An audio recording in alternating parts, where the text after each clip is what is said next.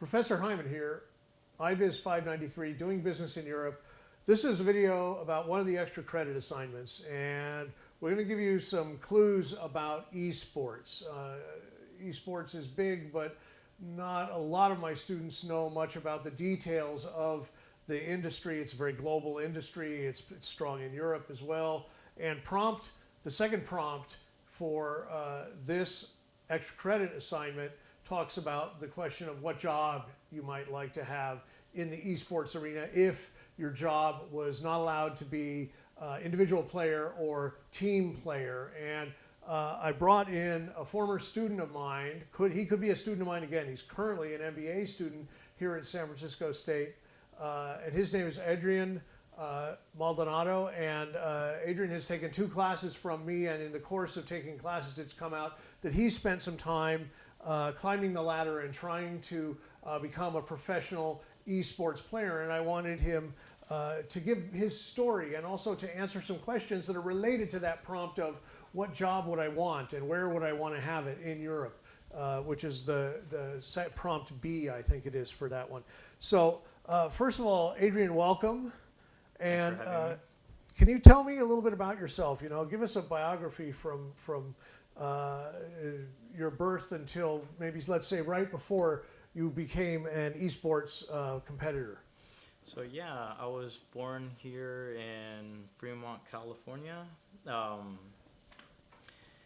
Through most of the years, I've pretty much had a controller in my hand. I pretty much love gaming. Started off with the Nintendo Entertainment System, playing stuff like Super Mario and Battletoads and whatnot. I work in a family business along with my dad, doing pizzas, calzones, and whatnot. I love calzone.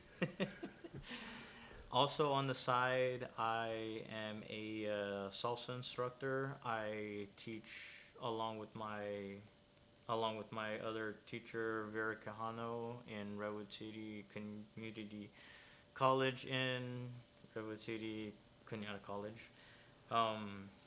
I teach people salsa dancing when it comes to the beginner and intermediate class.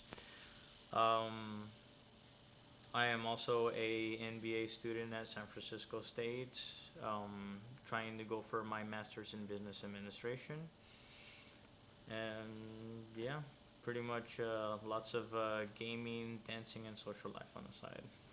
So, okay, that's kind of the biography, but how did you actually, what's the story of what happened? What made you decide I can do professional esports, or I should try to do, excuse me, professional esports? What made you decide to become an esports player and get it on that path?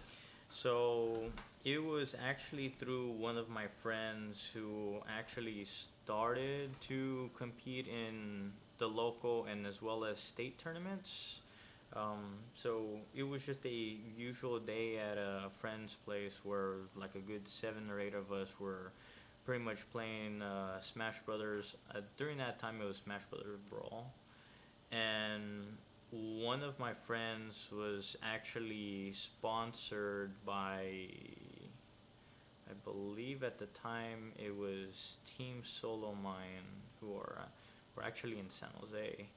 And he got really good at that game. He pretty much bodied every one of us. And so it was actually that spark of him actually repeatedly beating me over and over again, which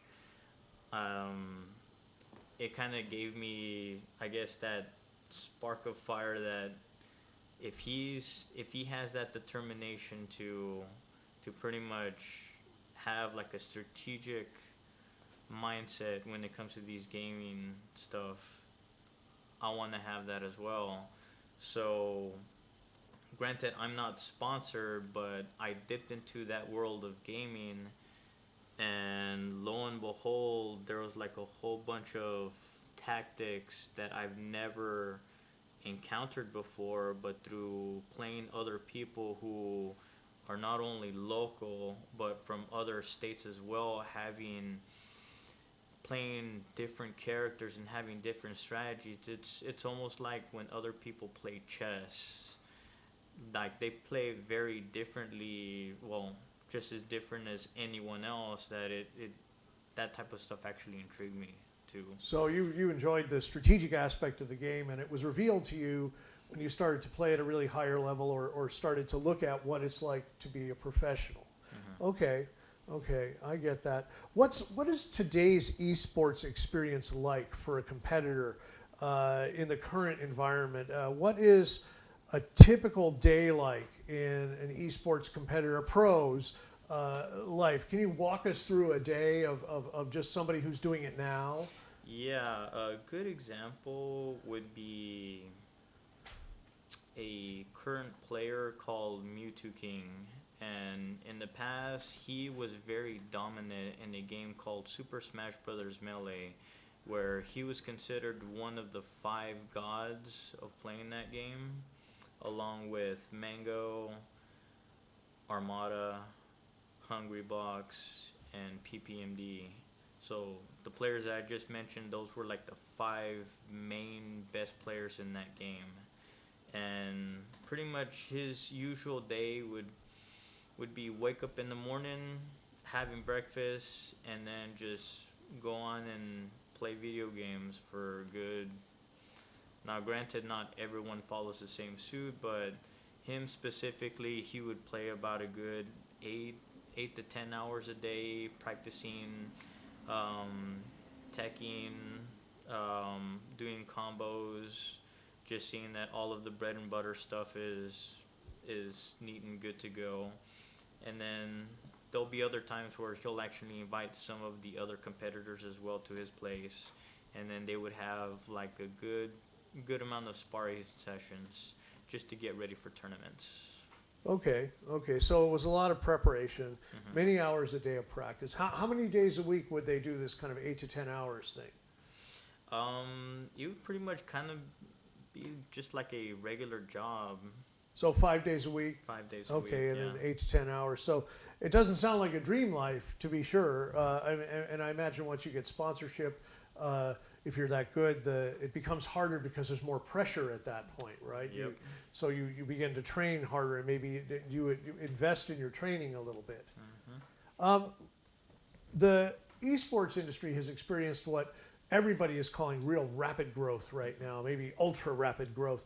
What do you think about the rapid growth and what that's doing to the industry and where it's going? Right now, it's actually in a very healthy place, especially in U.S. and China, because those are like the 2 dominant places where esports is very thriving and growing. Other spots like South Korea and Europe is pretty much kind of playing catch up at this point. Regardless of whether it's console gaming with your Street Fighter, Tekken, and Smash Brothers, versus your PC tournaments like Dota, PUBG, Fortnite. Yeah, Fortnite's getting a lot of publicity right now, Yeah. certainly. And Fortnite is PC based. Is there an app for it too? I'm asking dumb questions now. No, actually, it's for PC and for console as well. Okay. Oh, you can do Fortnite on a console as well as a Yeah. PC. Okay. Yeah. All right. My ignorance is betraying me here. It's all good. So, given that there's all this growth, and we're seeing, you can actually say stuff like, well, Europe's a little bit behind or whatever. And by the way, Europe being behind is an opportunity, right? There's a catch up. There's additional investment that's going to be made. And sometimes when you're a follower, like if you're following the U.S. or Asia, for instance, then you might actually have more opportunity to do things the first time more efficiently because you've seen other people in other regions make certain mistakes, and you can go in and be a little more effective and efficient and maybe be more profitable. So there's when you're behind, you can also think of that as opportunity, investment coming, that sort of a feel for that. So Europe, to me, suggests that it would be an opportunity. Needing to mention that because this is doing business in Europe after all. Yeah. What are the best non-individual player and non-team player job opportunities out there. What's going to give people some excitement and some good pay? And keep in mind, you know, our audience is primarily business majors, many of whom are international business majors.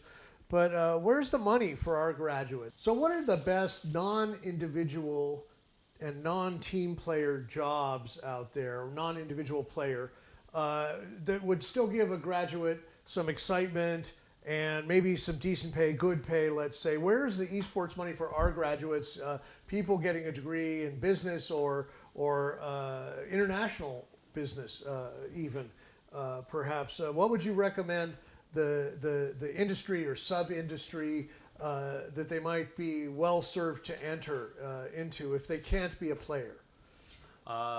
First off, something as a community manager, because they are pretty much very knowledgeable about not only about the fan base but also about their product as well. They can pretty much be the hype man for the actual game being played, as well as bringing a little bit more fresh people to actually participate in the game in itself. Also being in public relations, being able to talk with not only the people who are developing the game, but also like other third-party people who are actually involved in not only making but also probably like producing like merchandise, kind of like what I have here, the Smash GG. We're actually in San Francisco, as well as doing like other items like the bag that I have right here, the Summit bag.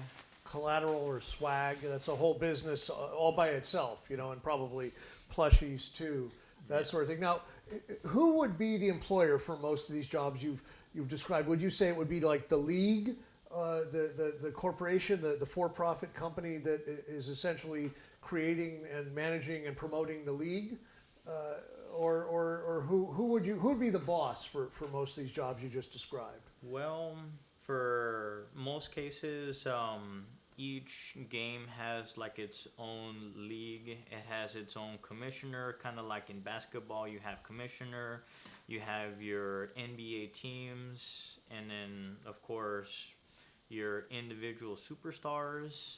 In this case, for like, let's say for example, for something like League of Legends, you have a league, you have a good variety of teams that are not only here in the US, but in China, in Europe, and those teams actually compete in said league where like about a good 8 to 10 teams pretty much go to like a finalized tournament where they can pretty much win a very good sum amount of money. So, okay, but at the same time, it sounds like what you said was there's many leagues. And so that there's an event here, and that's a league number one, and then there's some other event in a different country or in a different city, and that's a different league altogether, and each league has different commissioners. There's only one NFL, there's only one MLB, Major League Baseball. This is a huge difference. Have I got this wrong? Or there's no umbrella organization that kind of manages the, you know, who's the world champion? Is that right too? Yeah, so pretty much for each teams are pretty much involved in a few organizations. Granted, each country has like its own, I guess you can say, own system of where players or actually teams can actually go in there and actually qualify to actually enter said league. And then from there, there's like preliminaries where they pretty much face off in exhibition matches. And then whichever teams actually do their best can actually like stay within that system and play for a good chunk of money. But there'll be, so the systems vary by country or even maybe inside a country that could happen too. Yes. Okay, it's complicated for sure. Adrian Maldonado, thank you very much. We really appreciate your taking the time to do this interview. I'm Professor Hyman, and this has been a video briefing on one of the extra credit assignments for IBUS 593. It's been a pleasure putting this together for you, and I'll see you in the next video. Take care.